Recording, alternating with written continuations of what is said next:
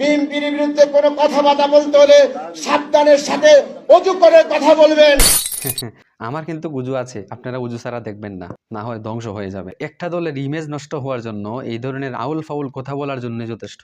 বলতে পারেন সে সাধারণ একজন দালাল নেতা, ভাইরাল হওয়ার জন্য এই কথা বলছে। আমি বলবো শুধু পাতি নেতা নয়, তাদের সব থেকে বড় সিনিয়র নেতা যারা আছে তারা পর্যন্ত ফুলটিবাজ, মিথ্যা কথা বলে। সকালে এক কথা, বিকালে আরেক কথা।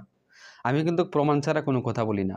সোশ্যাল মিডিয়ায় হাজারো ভিডিও ফুটেজ ছড়িয়ে আছে, তাদের সিনিয়র নেতারা সকালবেলা এক কথা বলে, বিকালবেলা আরেক কথা বলে।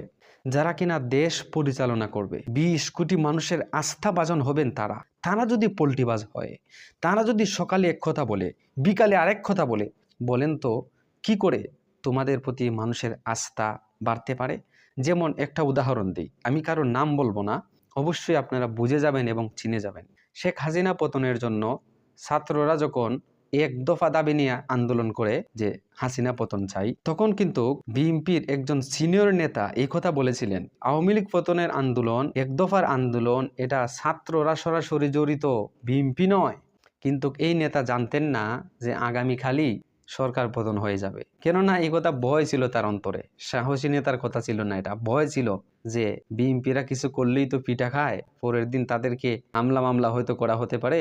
এজন্য আগেই সরকারকে বলে দিছিলেন যে এই আন্দোলনের সাথে বিএনপির কোনো সম্পর্ক নাই, সরাসরি ছাত্ররা জড়িত, দোষ হলে ছাত্রদের হোক, আমরা বিএনপির না। কিন্তু আল্লাহর কি ভাগ্যের পরিহাস, পরের দিনই সরকার বিদায় হয়ে যায়। ওমাগো, এখন কি জবাব দিবেন? এখন তো তাদের দাম সব থেকে বেশি হবে যারা কিনা আন্দোলন করে বিদায় করছে। এখন একই নেতা মুখ দ্বারা এই কথা বলছেন যে আওয়ামী লীগ হটানোর পিছনে বিএনপির সব থেকে বড় অবদান বেশি।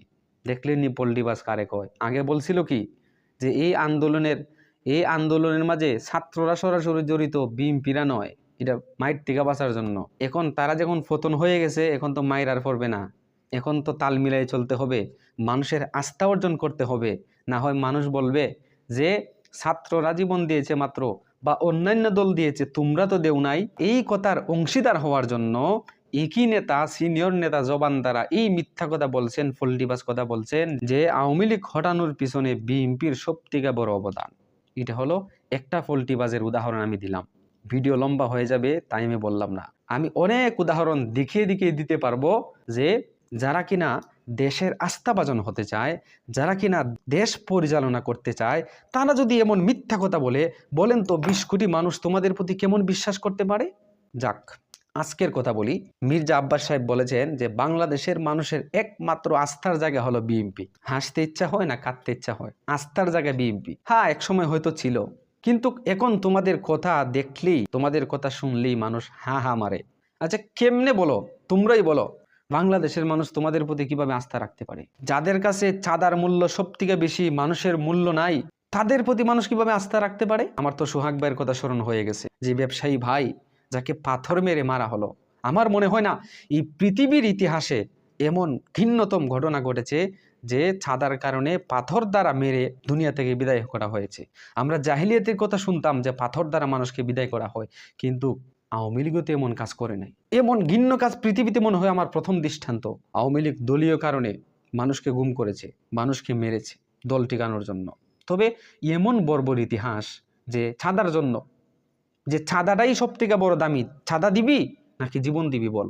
আর পুরুষ মানুষ ভাই টাকার জন্য জীবন দিতে প্রস্তুত। কেননা এই টাকা শুধু একটা স্বপ্ন না, এই টাকা হচ্ছে ছেলে, এই টাকা হচ্ছে মেয়ে, এই টাকা হচ্ছে মা, এই টাকা হচ্ছে স্ত্রী, এই টাকা হচ্ছে ফ্যামিলি। এই ফ্যামিলির মুখে হাসি ফোটানোর জন্য কিন্তু এত যুদ্ধ, এত মায়ের। ইতালি যাওয়ার জন্য লিবিয়ার সাগর পথে রওনা দেয়, 90% মৃত্যু লেখা, এরপরও রওনা দেয়। কেন? আমার ফ্যামিলি হাসবে, আমি কিছু টাকা অর্জন করব। এই টাকা অর্জন করার জন্য পুরুষ মানুষ জীবন উৎসর্গ করতে রাজি। এখন আপনারা এই দুর্বলতার সুযোগটা নিলেন, ক্ষমতা কিন্তু এখনো যায় নাই, কিন্তু আপনারা বলতেছেন যে বাংলাদেশের মানুষের আস্থার জায়গা হলো বিএনপি। এখনো কিন্তু ক্ষমতা আপনাদের কাছে যায় নাই। আপনারা কিন্তু এই কথা বলতেছেন যে আস্থার জায়গা হচ্ছে বিএনপি, যেখানে একটা মানুষের ব্যবসা প্রতিষ্ঠান নিরাপদ না, যেখানে প্রতিটা পদে পদে খাইকে খাইকে তোমাদেরকে চাঁদা দিতে হয়েছে। যদি ক্ষমতায় যায়, আপনারা তো দাবি করবেন এই ব্যবসা আমার, এই টাকার মালিক আমার, এই সম্পদের মালিক আমার। আপনারাই বলতেছেন আস্থার জায়গা আপনারা চিন্তা করেন তো, যে কথাটা বলছেন এটা চাপাবাজ কি নয়? এটাকে ফল্টিবাজি কথা নয়? আপনারা নিজেরাই জানেন আপনাদের প্রতি আস্থা মানুষের কমে গেছে। যাই হোক, আমি আর কথা বাড়াতে চাই না। আমি আজ এই প্রতিবাদী কথা বলার কারণে আমার এই পেজটা রেস্ট্রিকশন হয়ে গেছে। তাই আমি আপনাদের কাছে অনুরোধ, মুবাশশির এই যে নতুন পেজটা খুলেছি, এটার মধ্যে ফলো দিয়ে সাথে থাকবেন।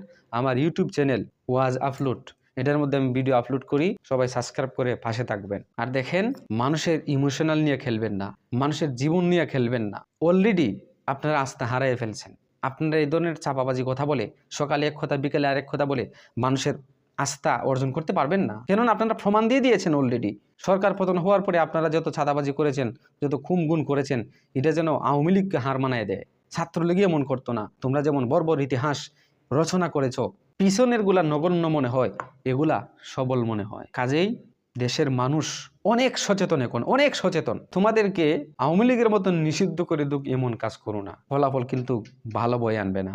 ভিডিওটি অবশ্যই শেয়ার করে দিবেন।